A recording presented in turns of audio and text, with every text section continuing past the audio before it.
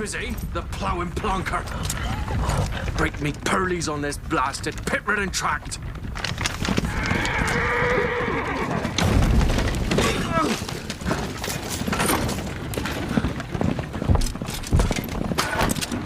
Where's Fear on dry road? Aye, the devil's after it! Just running from!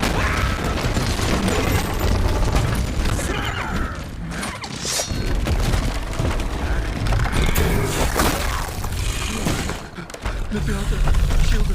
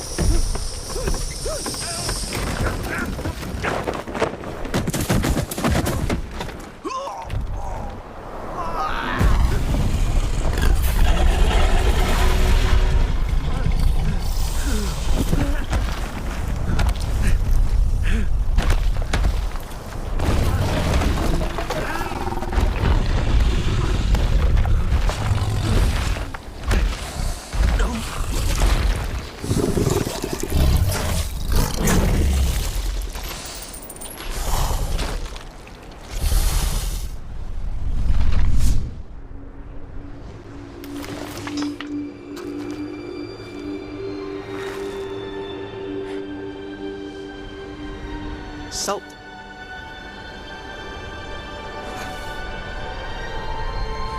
Almost had me fooled, Fruin.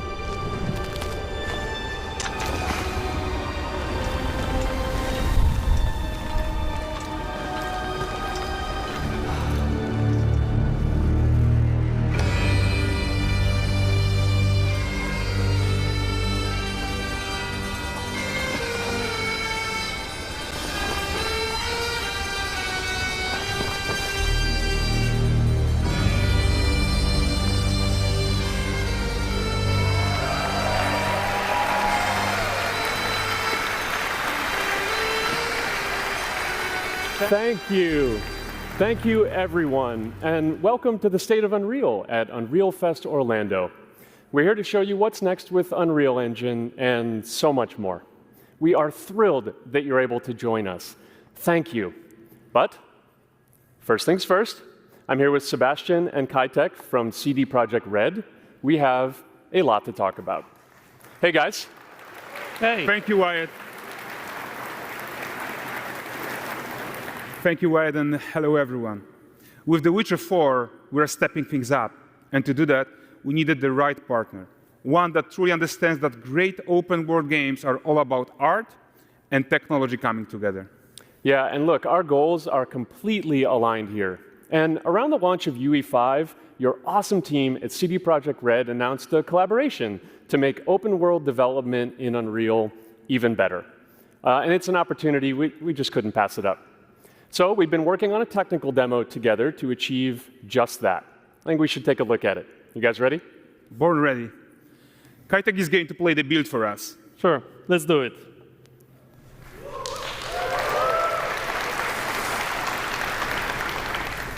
This is a technological showcase set in the world of The Witcher 4. What you just saw and are going to see now is running on a standard PlayStation 5 at 60 FPS with ray tracing. So in the game, you'll be playing as Ciri, a professional monster slayer, a witcher. She explores the world and hunts down monsters for coin. The region we are in is called Kovir, and you'll get to explore it in a game.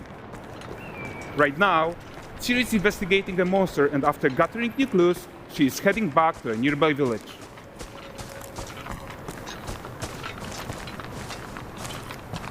All right, everyone, meet Kelpie.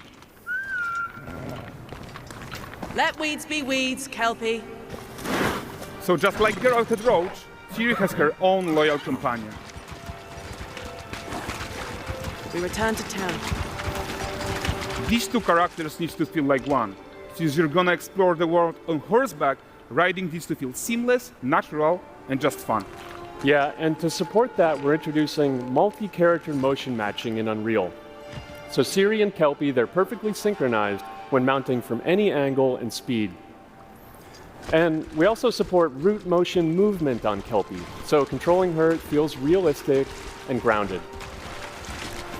And there are also some really nice improvements to our Unreal Chaos Flesh Solver and these machine-learned deformations. So you've got realistic muscles moving and stretching under Kelpie's skin without compromising the performance there.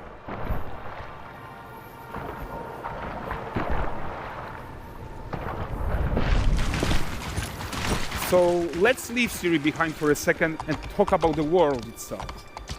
So much of the Witcher world is natural, organic, especially Kovir with its dense forest and wild nature.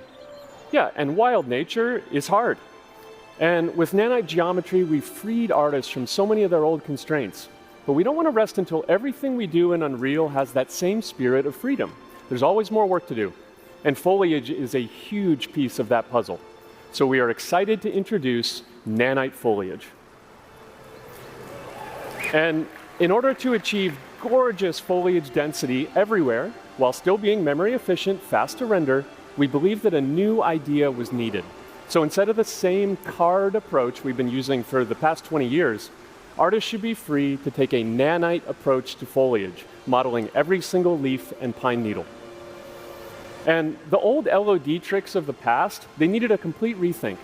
And in their place, it's a new adaptive voxel representation in nanite. It's volumetric, it's fully 3D, it is super fast to render.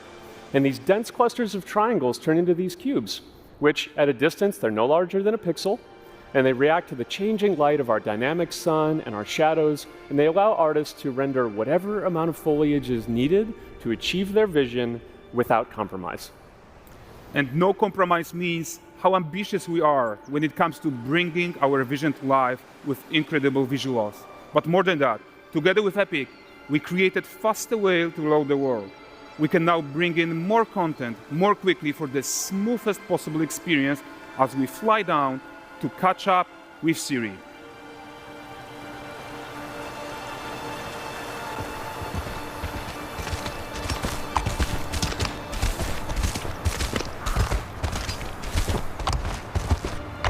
Welcome to Valdrest. So Valdrest is a port town, a hub for fishing, trade and mining. It's one of those places where you can meet shady characters or overhear gossip from other lands. It's also where Ciri took on her current contract. High-tech, let's leave Kelpie here and explore the marketplace and food.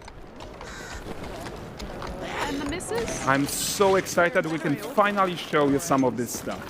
Let's see what Valdrest has to offer. Bugger. Not her again. Hey, not even at the Land Exeter Fair! Now, 9 gazes while I present him with a fish. For the furry rascal will often wink, and the fair's weight grants good fortune. WİTCH here, have they? For this meat,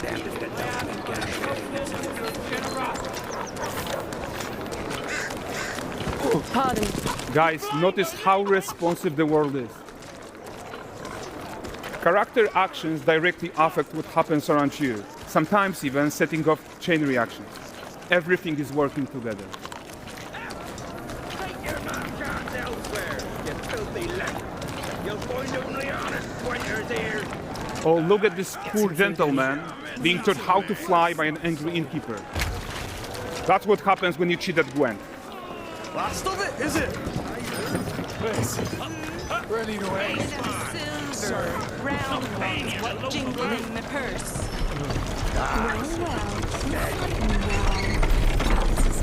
Okay, so this is the guy who gave the Ciri the quest she's on. Like you probably suspect, he has his own agenda in all of this. You off your tits again, Wilfred. Get your ass up.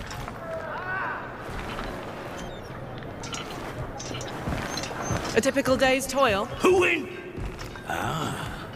Witcheress. One news of my wagons. No eternity is taking that damn salt to arrive.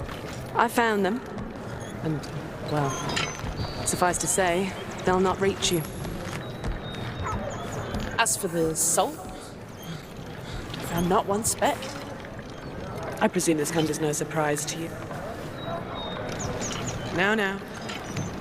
Kavir's smuggling trade is of no concern to me. Shush, shush, shush. The Manticore, that flattened your cars and devoured your men? Quite the opposite. Manticore? No, them winged hellspawn dwell in the arse end of Creighton, not here. While Siri decides what to do about that merchant, let's take a look at the character technology that powers this marketplace. Why don't we listen in on these fishmongers? They're selling their wares, chatting up customers. Morning, catch this is. Won't find none fresher. Reckon me lady's after one of them. Course. Get this cleaned and gutted for you. You mind, dearest? Into seeing some and more. Got mackerel, cod, all Braxton's finest. And there is tons of tech at play here, even in this simple market stall. Metahuman tools, improved Unreal smart objects, chaos cloth, and more. Yeah, and all of this exists to make sure that the gap in quality between Siri and NPCs is as small as possible. Yeah, and closing that gap, it's not just about fidelity, right, but also authenticity. They should react to changes in the world around them. But the prisoner in pillory isn't exciting enough for Wildrest. Let's grab everyone's attention with a circus.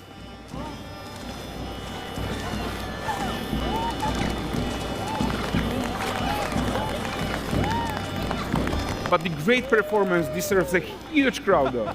Let's crank it up.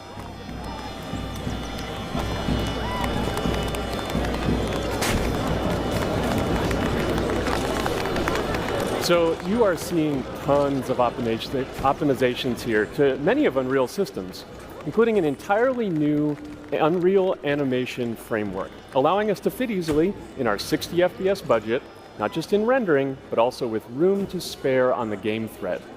Over 300 animated skeletal mesh agents all going about their business. And the whole point is to leave breathing room for developers like you to introduce the gameplay and the systems that your players expect, empowering you to make your worlds come to life without Unreal standing in your way. You are right. That's the open world RPG that we are making. But before we wrap up, how about one final check-in with Siri?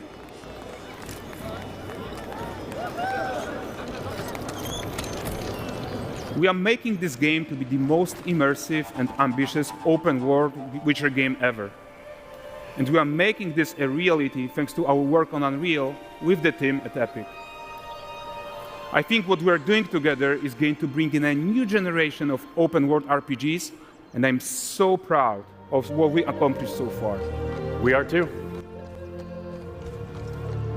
So we're almost done, but before we go, here's a small gift for all Witcher fans. A first look at Lanexeter.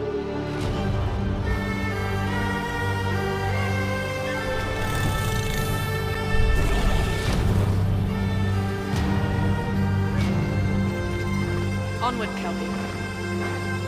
We've work to do.